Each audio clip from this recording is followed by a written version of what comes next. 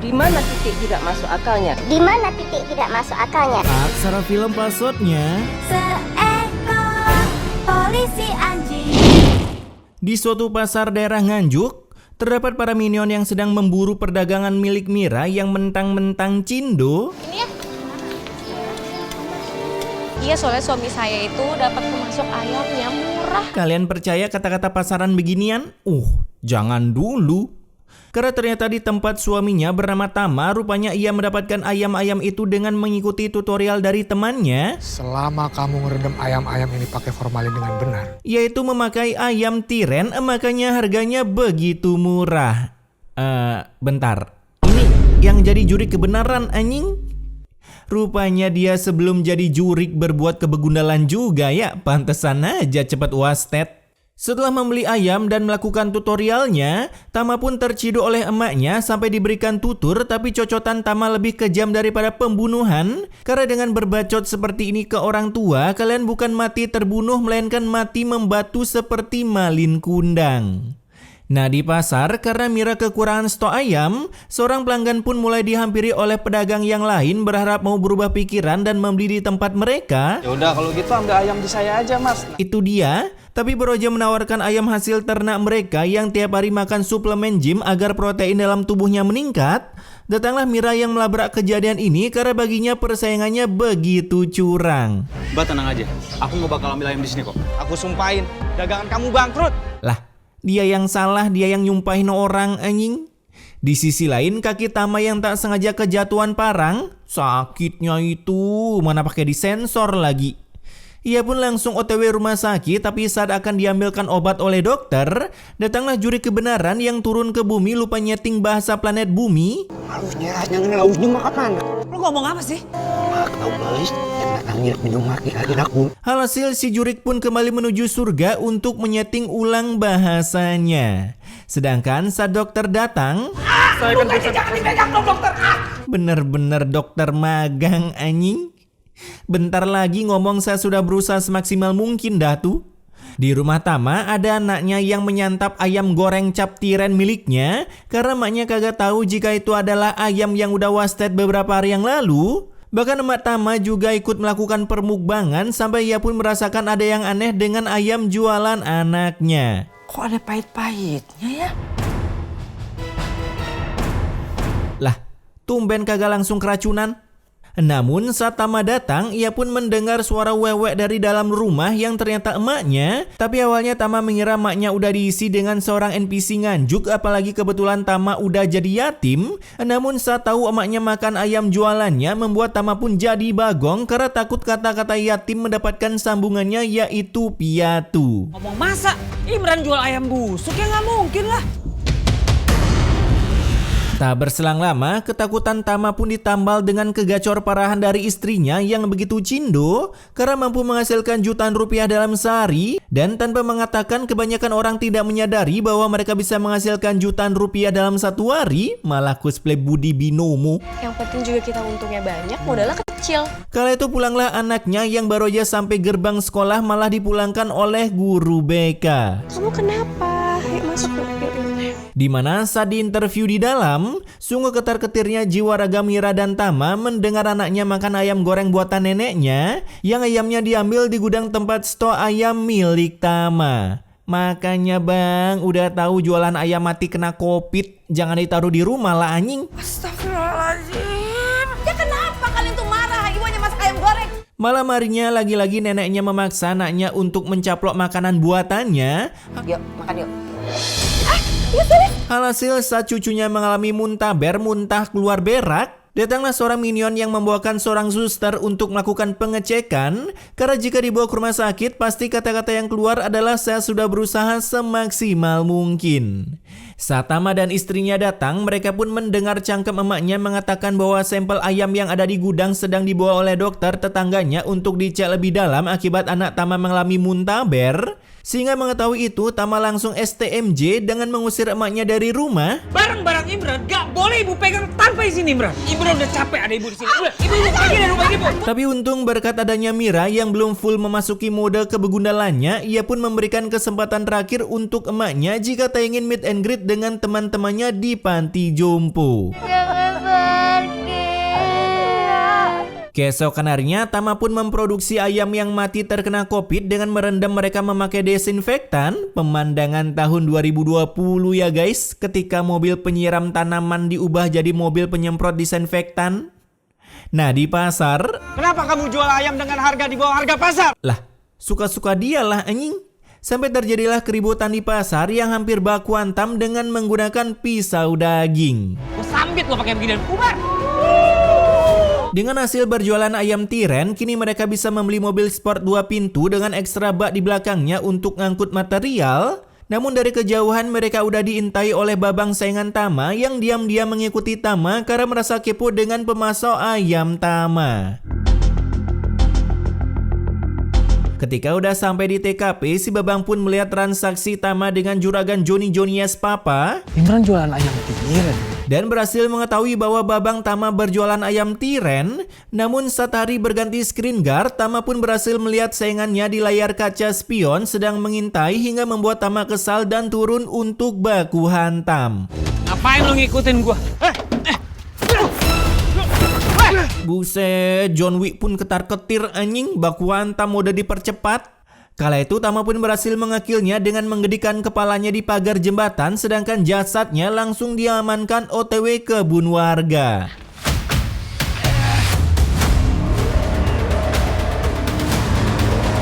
Setelah berhasil mendelete pesaing meskipun bukan Tama yang membuat gara-gara, kini ia pun pulang dengan tampang penuh ketar-ketir. Meskipun istrinya kagak tahu suaminya sedang berbuat apa, namun emaknya lah yang tahu jika kedua begundal di rumahnya sedang GB dosa melalui berjualan ayam tiren. Di malam itu juga datanglah istri si babang yang udah terdelete dari dunia. Mama ya, aku cari Mas Guntur. Lah, kalau nyari kenapa nyarinya ke sini kocak? Karena hilangnya Guntur yang mungkin kini reinkarnasi di keluarga Asia penyandang gelar halilintar, membuat seluruh warga mulai bermusyawarah untuk mencari keberadaan Guntur. Apalagi seorang minion berhasil menemukan bercak darah di jembatan saat ingin melakukan terjun bebas akibat terjerat pinjol. Kemungkinan kita fokuskan pencarian di sebelah sana. Mengetahui ada darah di jembatan, istri Guntur pun langsung OTW TKP hingga ia mengakui kegiatan suaminya kemarin sebelum menghilang, yang cuman ingin mengikuti Tama agar tahu lokasi distributor ayam yang murah anti mati kemarin. Kala itu akhirnya para minion berhasil menemukan mayat Guntur, dan saat Tama tahu jika jasadnya udah ditemukan, kini ia pun mengaku perbuatannya ke sang istri yang tak sengaja mengeluarkan jurus gedikan cap macan tutulnya hingga mengwastetkan Guntur, meskipun hal ini disebabkan oleh Guntur yang mengikutinya dari belakang. Nah, di kantor lurah pengumuman tentang Guntur wastet pun udah disiarkan. Apalagi karena daging ayam yang dibeli di reseller Tama, kini para warga pun mulai menyerbunya, bahkan melakukan pengunboxingan akibat si babang menggunakan ayam tiren yang meskipun beliau pun kagak tahu. Sudah banyak warga menjadi korban akibat ayam kabar kamu. Ayo kita cari Imran sama istrinya. Ayo, berangkat semua ayo. Keesokan harinya dagang ayam Tama masih sama begitu ramai, tapi di tengah keramaiannya selalu datang masalah. Contohnya si babang yang menuntut ganti rugi atas warungnya yang terunboxing karena dikira jualan ayam tiren. Kamu kabur, aku ngalihin mereka ke sana ya. Kemana? Kala itu Tama pun berusaha mengalihkan para warga dengan mengorbankan dirinya sendiri agar diantam secara ramai-ramai. Tapi para warga yang kagak buta map, kini si Cindo inilah yang dikejar menggunakan ulti Zilong yang ujung-ujungnya berlindung di balik badan emaknya. Jangan dulu. Saya salah, Pak. Tapi awas Bu ya, bener ya Bu ya. Di sisi lain, Tama yang kakinya terkena dark system dengan membatu seperti terkena spell stun, ia pun akhirnya tepar, tapi para minion nganjuk pada mengira bahwa Tama sedang melakukan kemodusan.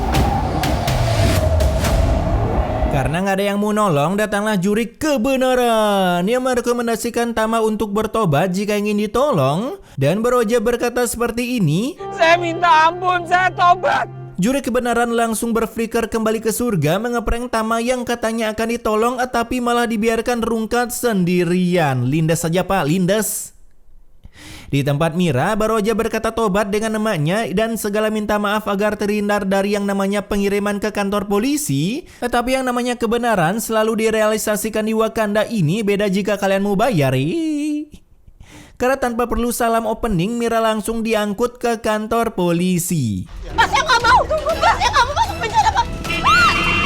Penjara, Mas. Kembali ke tempat Tama. Aduh. Jangan. Enggak. Kapan lagi lu mimpi disuapin ayam dengan latar belakang di neraka, anjing? Akibat mimpi itu, Tama pun terbangun dan udah mendapati dirinya di rumah sakit, yang dimana baru aja keluar, tiba-tiba satu bogeman melayang ke usus buntu Tama. Aduh, Bang. Apa nih, Bang? Karena ternyata Tama udah ketahuan telah mendelit Guntur dari dunia. Apalagi Tama juga menjual ayam tiren yang membuat para warga mengunboxing warung geprek milik si Babang.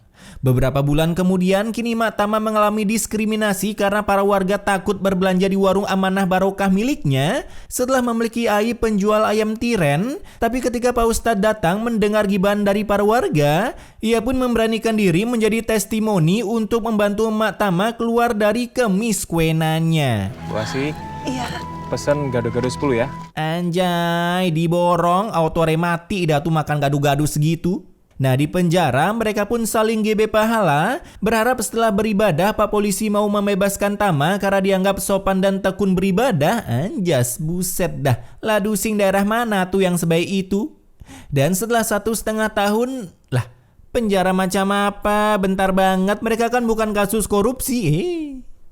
Mira pun pulang dengan Bagong karena melihat emaknya udah memiliki bisnis UMKM yang siap diwariskan ke dirinya, jadi kagak perlu capek-capek jadi perintis. Namun saat para warga melihat bentukan Mira yang udah bebas, kini mereka pun pada bubar dan membatalkan pencekotan gado-gado cap dengkul ikan teri akibat takut nanti ada campur tangan Mira dalam berjualan yang bisa membuat daerah Nganjuk kehilangan setengah populasinya.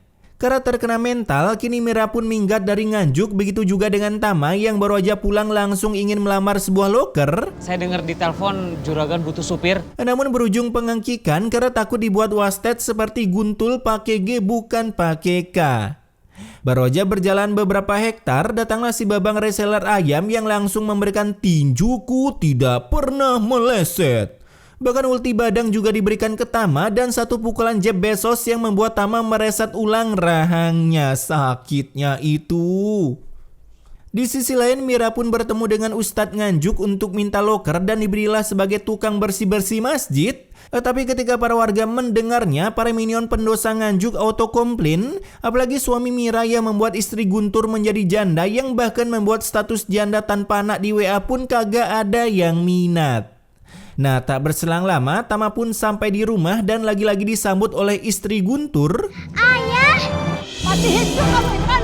Ibu. Ini orang di mana-mana ada dah. Yang lagi-lagi harus terusir dari rumah sendiri meskipun udah bilang minta maaf. Minta maaf pala bapak kau. Orang udah wasted modal minta maaf mana bisa hidup lagi, Bang. Minimal nikahin aja itu istri Guntur. Di jalan, kini Tama pun bertemu dengan Mira, tapi Mira menolak menjadi istri Tama lagi yang telah menghancurkan hidupnya. Lah, dia yang jualan ayam tiren malah nyalahin suami. Di malam harinya, Tama yang gebe pahala, ia pun tak sengaja melihat Mira yang juga sama telah kembali ke jalan kebenaran. Dan setelah tahu mereka saling bertobat, akhirnya sebuah pelukan ala-ala Teletubbies pun tercipta dengan adegan itu difoto oleh reseller Tama. Karena foto itu, para warga makin mengecap dua pentolan begundal Nganjuk ini telah melakukan cocok tanam di dalam masjid, sehingga kini mereka diamankan ke kantor lurah untuk diki secara resmi. Beruntung datanglah Pak Ustadz sang pembela kebenaran yang melerai emosi para warga, karena mereka kagak bisa menilai seseorang hanya dari sebuah foto. Minimal videonya paling lama durasinya 20 menit. Dan akibat para warga kagak memiliki videonya, kini mereka pun pada surrender membatalkan niat mereka mengakit dua begundal ini secara resmi. Setelah 6 bulan berlalu, kini mereka mengcosplay menjadi pemulung. Laper juga ya? Iya. Tolonglah jeruk peras, masa ia secindo dan seglowing ini disuruh jadi pemulung? Minimal itu dikucelin dikit lah anjing. Tak berselang lama, ada seorang minion memberikan giveaway nasi padang dan saat dibuka oleh Tama, ternyata isinya lemper material alias batu. Dan di tempat emak Tama, kini para pelanggan begitu gacor karena memang anak dan mantunya pembawa sial. Dan karena anaknya begitu kangen dengan sosok orang tua, saat malam harinya ia pun mampir ke rumah Min Krep Tama dan saat mau masuk, Waalaikumsalam. Mas Api, Mas. Sebuah api realistis pun membakar rumah Min Krep mereka. Dan itu semua ulah dari si babang reseller yang udah terjolimi. Giliran yang gini-gini kagak didatangin juri kebenaran anjing. Akibat rumahnya udah lenyap, kini mereka terpaksa kembali lagi ke rumah emaknya meskipun hal itu bisa membuat emaknya mengalami kerungkatan dalam berjualan. Dan besoknya demi mencuci aibnya, kini Tama pun mencoba meminta maaf ke istri Guntur yang menjanda namun malah ingin disabet menggunakan sapu heliporter. Di tengah mencari barang bekas, datanglah seorang preman yang menghantam Tama sampai terkapar lemas dan lagi-lagi preman itu suruhan babang ini untuk balas dendam. Meskipun ketiga tersebut hanya membuat luka lebam doang di kening Tama. Nah, di pagi harinya ada lagi kejadian yang menguak-wakan karena para warga yang begunal ini mulai ingin mengaki Tama dan istrinya secara permanen. Tapi lagi-lagi hadirlah Pak Ustadz yang membantu Tama sebelum digedik berjamaah. Dan kenapa gue bisa bilang menguak-wakan? Lihat dah nih. Wahai orang-orang beriman, dan kita diminta takwa hanya kepada Allah Subhanahu wa Ta'ala. Karenanya dengan kata-kata ceramah dari Pak Ustadz, seketika para minion yang kerasukan syaiton mulai kalem melempem seperti celorot, bahkan mau memaafkan segala kesalahan Tama dan juga istrinya. Dan akhirnya film ini pun ditutup dengan salam maaf-maafan dari dua mantan begunal ini tanpa ada pendeletan sama sekali. Loh, kok bisa? Ending macam apa ini? Gua kan nunggu Tama wasted biar bisa mendekati Mira.